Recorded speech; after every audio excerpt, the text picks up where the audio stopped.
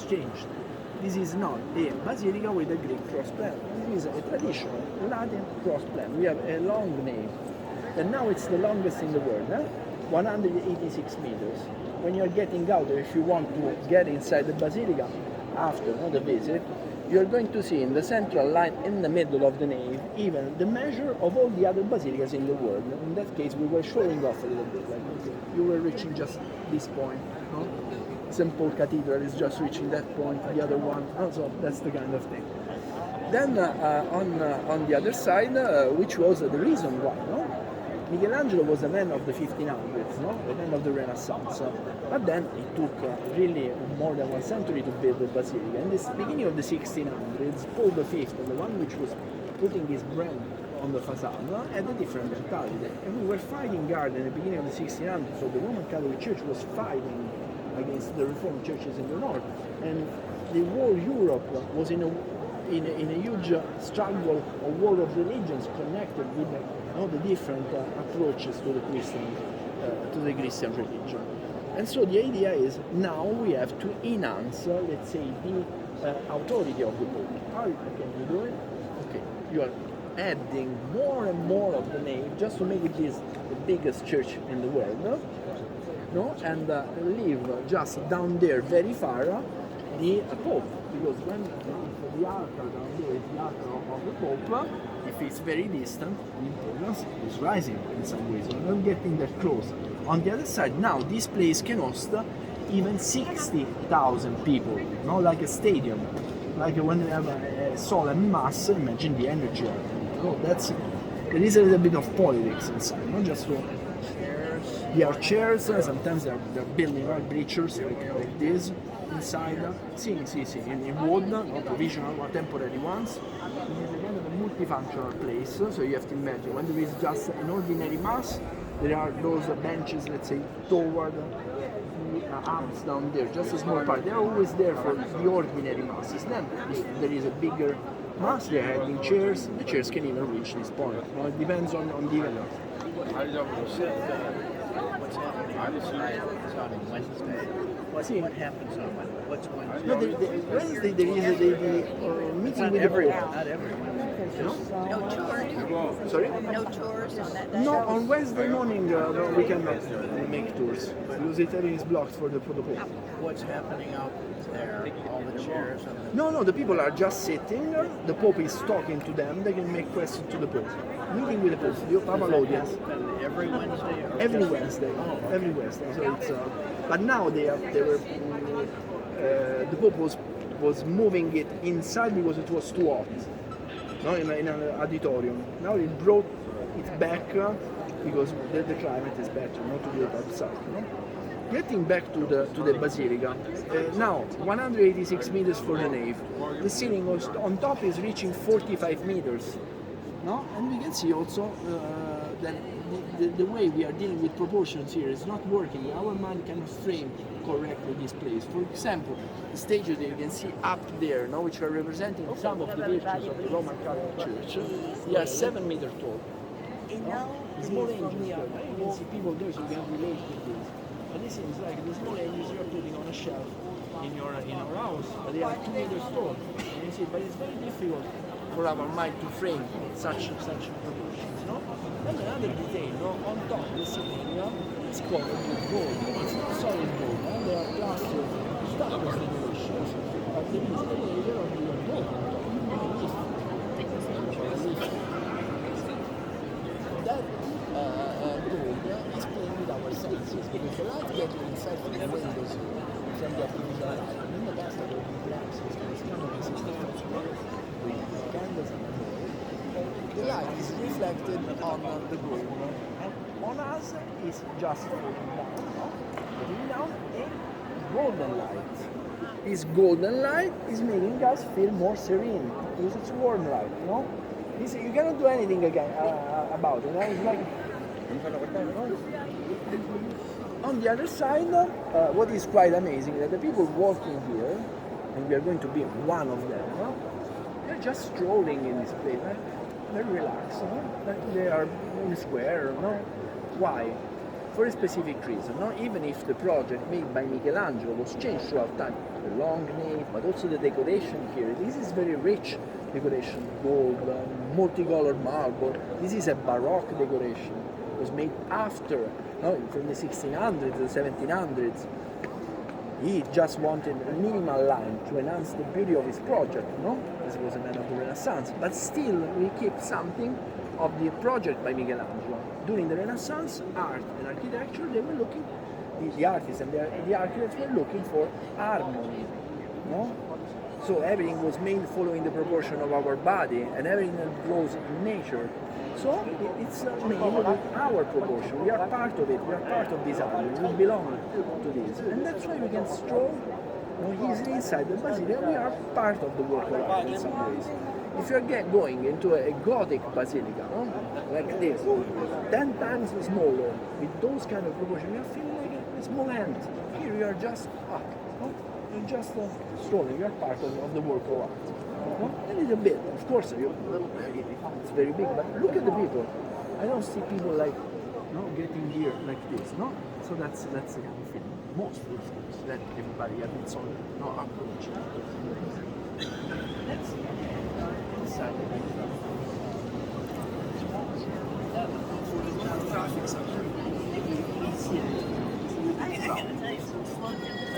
You see that? That's a mess.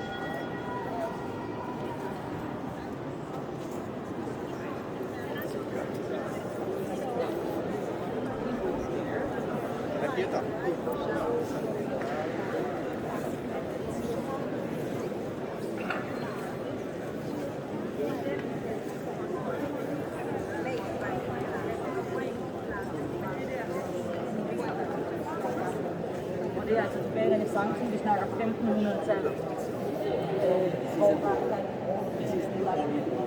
As you may know, in our Roman Catholic tradition, each 25 years we have a jubilee, and only here. During this occasion, the Roman Catholics are called to come here in Rome, repent from their sins, and pray together with the Pope for the sake of humanity. On the occasion of the jubilee, and only here, we are just opening this door. No? The Pope is getting there with a kind of a ritual hammer. It's not a real hammer, it's just a clock. And then professionals are tearing down this wall made of 3,000 bricks, which are after the layer of light. And then they are opening wide the bronze doors, which are on the outside. This means welcome for the pilgrims. No? We are opening up the moment in which you are welcoming people. No? And also bringing the image of Christ as a door toward resurrection. When you are passing through, you are feeling, you are getting also in this frame of mind, let's say. No? Then at the end of an holy year, you are putting back all the bricks, the Pope is closing in a ritual door, and then it's the end of the holy year. So this door, also the wall, was built at the end of 2016 because Pope Francis was inaugurating an extraordinary holy year, so outside of the 25-year ratio, let's say, and so the doors were opened in 2015 and closed in 2016. Now in 2025, at the ordinary holy year, let's hope that Pope Francis will be the one to open wide the door to welcome the pilgrims here. No? And we are the pilgrims, the faithful here. No? I thought you said pagans. The pilgrims, welcome the pagans. I didn't be lost. Still a door, it's open for everybody. That would be the answer of Francis. Imagine our town is preparing for this 2025. No? In 2000, you cannot imagine millions of people marching, singing in the metro, in the subway, the buses, on the streets. So, being a Roman, I'm waiting for it, but I'm also a little bit scared because it will be massive. Well, this is a special town also for this reason. And slowly, no? Don't worry because in a while we are going to find a place. And I can stay on the side because I see it. I will look at slowly we are going to find a place if you don't have the possibility to see that. So you can get closer. Yes. In a while, no? Are you able to see it? Can you see it? No, that's important. So Michelangelo, because now we are seeing the Pietà, no? Or Pietà, Michelangelo Buonarroti, the artist coming from Florence, was a great talent even when he was a kid. No? Even when he was a kid. So that's why Lawrence the Magnificent of the House of Medici in Florence, who lived in Florence in the 1400s, he was hosting him in his house, no? like in his mansion, like adopting him. No? He was living with his sons. Because he felt that he was a great man, or he would have been a great man, even when he was a kid. So then, when he was just a young artist, and if you want, you can spread a little bit in the middle. Sorry, this is the Roman traffic rules. You're trying to take advantage. No, when Michelangelo was just a young artist, a cardinal coming from France, but working here in Rome, which was called Jean de Pierre, was commissioning him, was seeing his first works, and immediately was the reaction of this cardinal was, I want you, you have to work for us, no? Because you are a genius. So the cardinal, the French cardinal Jean de Pierre, was commissioning him a sculpture. Was commissioning him a sculpture, but also, let's say, dictating kind of the imagery of the sculpture itself, no? And it was bringing here a typical imagery of the German-French tradition. No? This is the Holy Mary, which is holding the body of Christ after he has been taken off the cross there, no? But what Michelangelo did, it's a little bit controversial, because on one side, the sculpture is the body of the Mary in front, no? But on the other side, this sculpture is different, unrealistic. Why? Because according to the Gospels, Christ died on the cross when he was 32 years old. His mother is a different. And this is not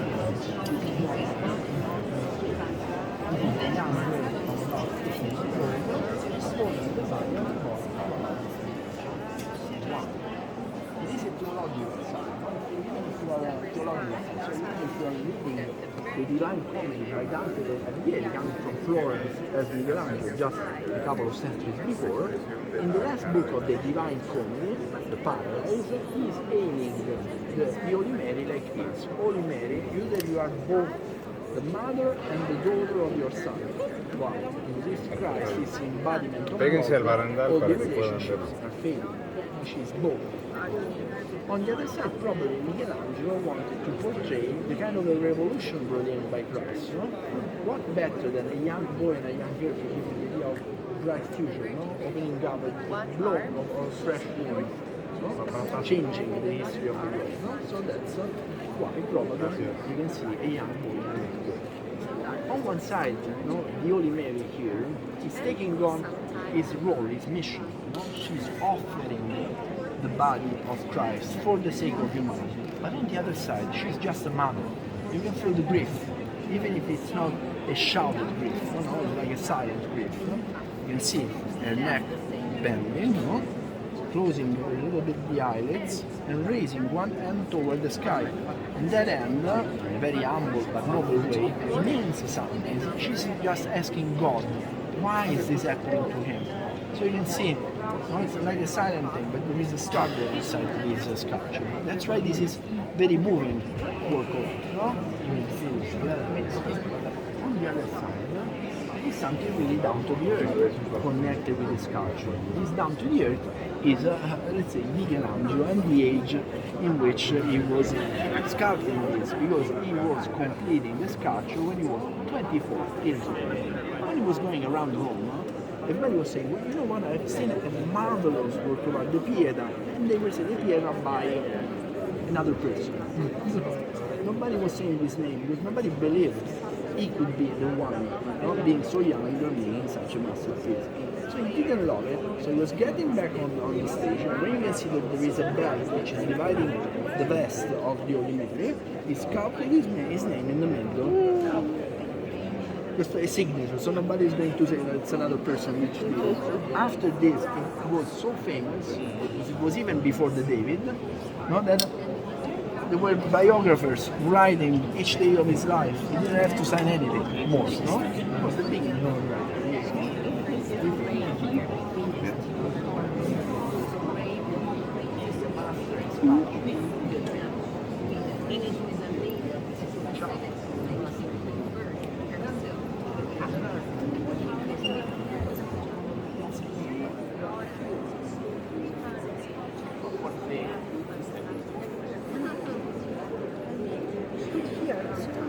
That we're talking about.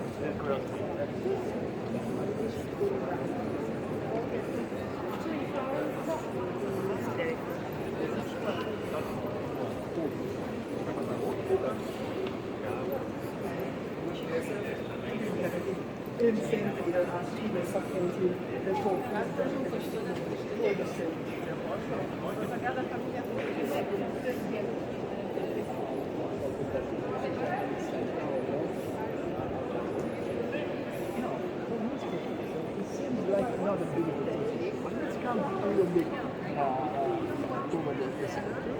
Because you can see the light hitting the wall there, the painting there. And you can see that the surface it's a little bit uneven. No? Yeah. Why I brought you there? Because this is telling us something. That beautiful painting there is not a painting. So it's not a canvas, it's not a fresco. This is a mosaic. So here we have huge canvas, but it's a humid place under the basilica, so the mold was kind of ruining those big canvas. So in the beginning of the 1700s, we replaced those canvas, which most of them they are now in the Vatican museums. We replaced those canvas with perfect copies in mosaic. Because here we had a school of mosaic, a tradition of mosaic, which was becoming actually a school in the 1700s, beginning of the 1500s. And so we made a perfect copy. And in those times, the technique, the skills, they could choose among 26,000 nuances in color between natural stone and colored glass. So this is perfect. Now imagine a small tiles, one after the other. Just create a perfect copy. And here inside the basilica we don't have frescoes, we don't have canvas. Everything is made in mosaic, in stones, just to stay forever, here forever. Even if you're looking on top, the decoration of a small dome here, again, mosaic. You're going to see it everywhere, even when we're painting. Then another detail here is that the altar that you can see at the end of the chapel is not just an altar. Is the tomb of the Pope John Paul II, the one ruling at the end of the 20th century, beginning of the 21st century.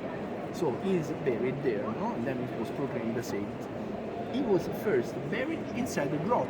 We are going to see the spot where he was buried. But you know what? People were crowding that place because they are loving. They're very beloved Pope.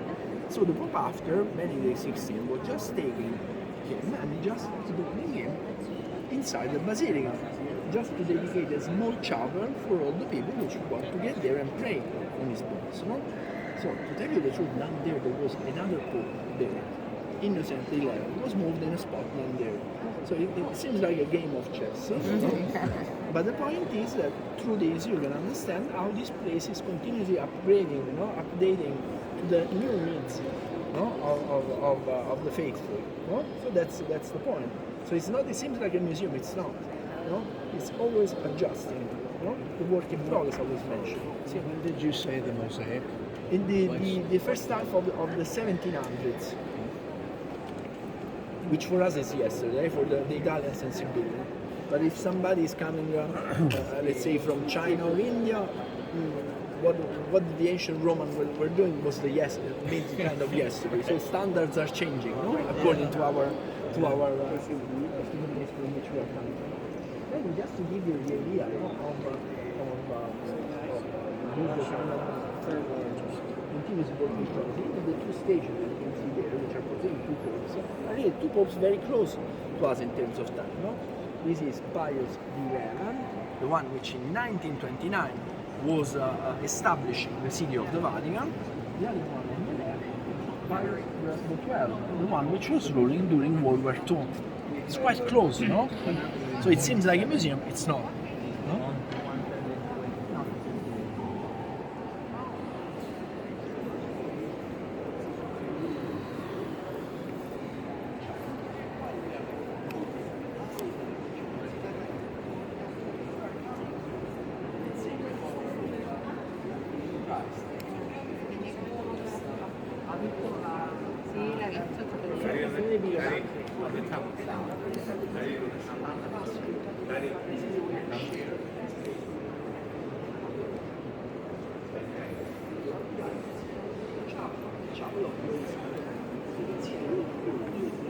which is just a shell, not the faith which are praying there from the other side.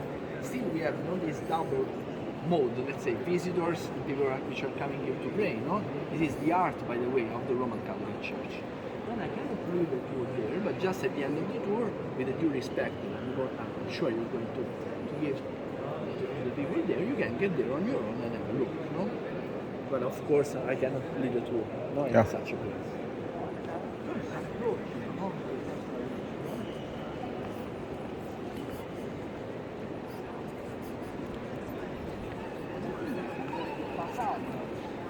Of the church conceived by Michelangelo should have been almost here. So his idea was we make a couple of steps and then immediately everything is focused on the dome. If you're turning your back, look at what we added, how much we added. This is a huge church on its own. If you're thinking about it. And just to give you an idea of how this place is working, you can see here the structure of the circus of Caligula and then of Nero. That you can see here. This was the plan of the basilica with a huge courtyard here, and this is instead the beautiful colonnade and the facade of the new basilica.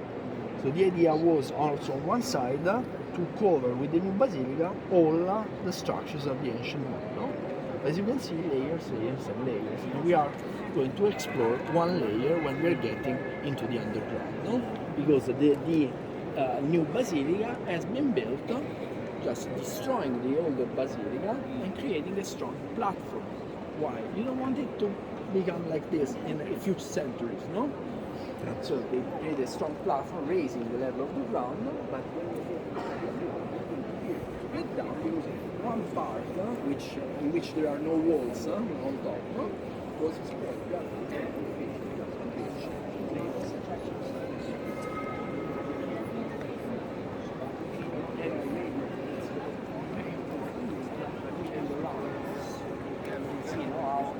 space is open just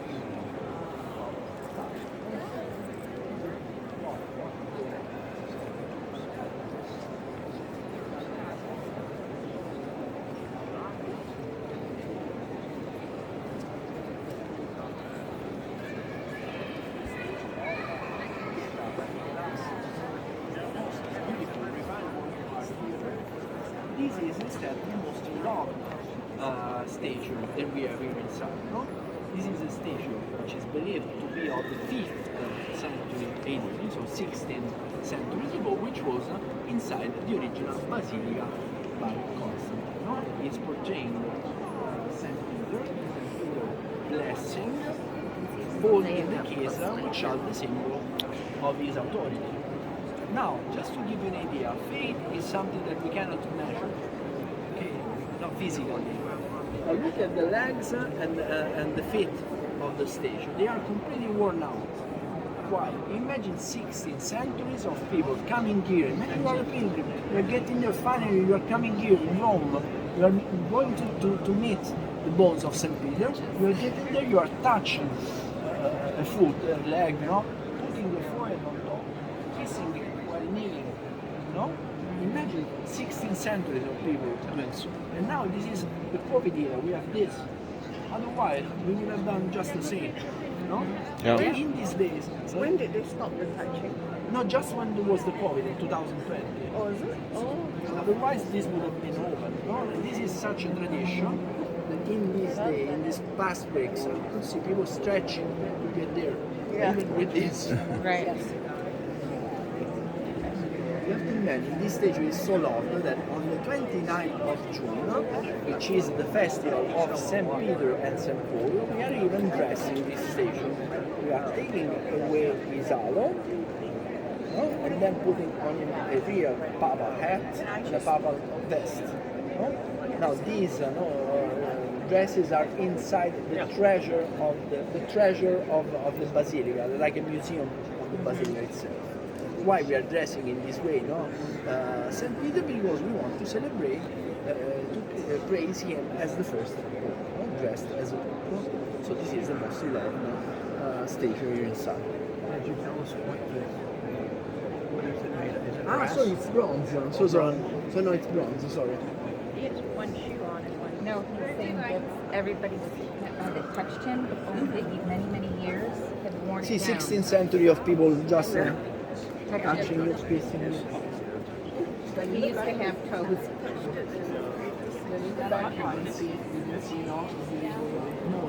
Those are flip flops. Yeah. I think she's kind of looking tapestry, no? So again, yarn. I see now that No, it's a mosaic. As I told you, now you're having it's a mosaic. Or it's